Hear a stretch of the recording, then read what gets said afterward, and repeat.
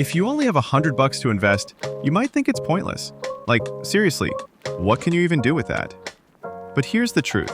How you invest your first $100 matters way more than how you invest your next $10,000. It's the first brick in your financial foundation. Welcome to Normal People Finance, where we talk money without the BS. No crypto hype, no $500 courses, just honest, practical advice for people who weren't born rich and don't want to waste another year feeling lost. If that's you, hit that like button and subscribe. Let's break down the 3 smartest ways to invest your first $100. You need money to make money. That's what they say, right? But here's the thing. If that were the whole truth, nobody would ever escape being broke. The truth is, it's not about how much you start with. It's about how early you start and what you do next. Let's say you invest $100 a month into a basic index fund that earns 7% per year. In 10 years, you've got over 17 grand. In 20 years, over 52,000. In 30 years, $120,000 off tiny, consistent moves. But most people never get there. Why? Because they wait. They wait to have more. They wait to feel ready. And in the process, they lose years of compounding. That's why your first $100 is powerful. It's not about the amount. It's about building the habit. Let's start with the most underrated no-brainer of all time, index funds. What's an index fund? Think of it like buying a tiny slice of hundreds of companies at once. It's simple, diversified, and designed for people who don't want to be glued to stock charts. If you've heard of the S&P 500, that's what we're talking about. You can invest in it through something like VOO, SPY, or FC Rocks. Now here's the best part. You don't need to buy a full share. Apps like SoFi, M1 Finance, or Fidelity let you invest fractional shares. So if one share costs $400, you can still buy in with just $10 or $20. Why does this work so well? You get built-in diversification. The fees are super low, and the long-term returns, historically 7 to 10% a year.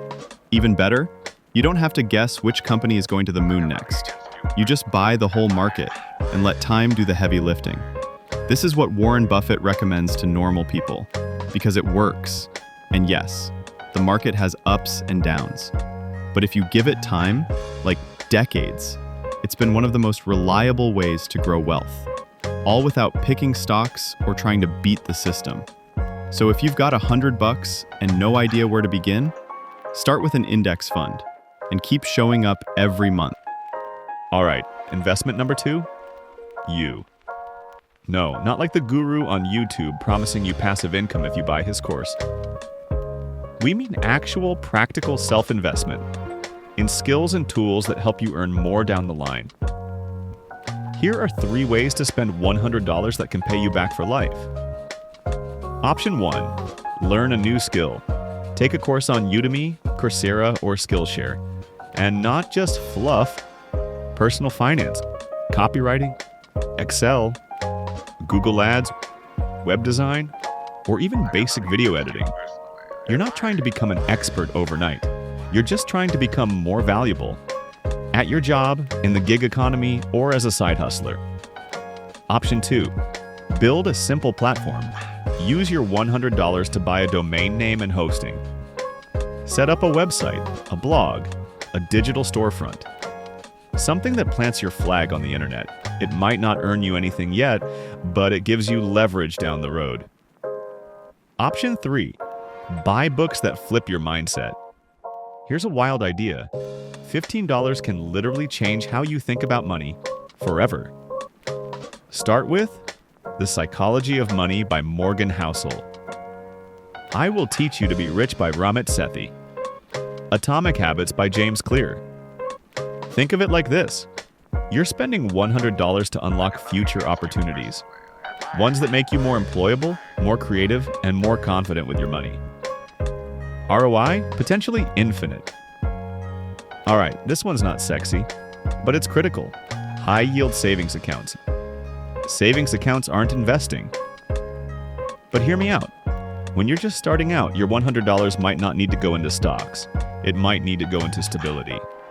Because what happens if your tire blows out or your hours get cut at work? If your money's tied up in the market and you're forced to sell at a loss? That's not investing, that's surviving. This is why a 4% plus APY savings account can actually be your first smart investment. It keeps your money safe, accessible, and growing while you build your emergency fund. Top options right now: Ally Bank, Marcus by Goldman Sachs, SoFi. These beat the pants off traditional banks that pay you like 0.01%. Here's the mindset shift. This is not about playing defense. This is about giving your future investments room to breathe. Let's bring this home with a real-world scenario. Meet Jordan. They're 27, work a decent job, no savings, no investing experience. They've got $100 and they want to make a move. Here's what they do. $50 into an S&P 500 index fund through SoFi. $30 for a Udemy course on spreadsheets. $20 into a high-yield savings account at Marcus. Boom. They've just made 3 kinds of investments. Long-term market growth, a skill that could get them a raise. A cash buffer to avoid backsliding.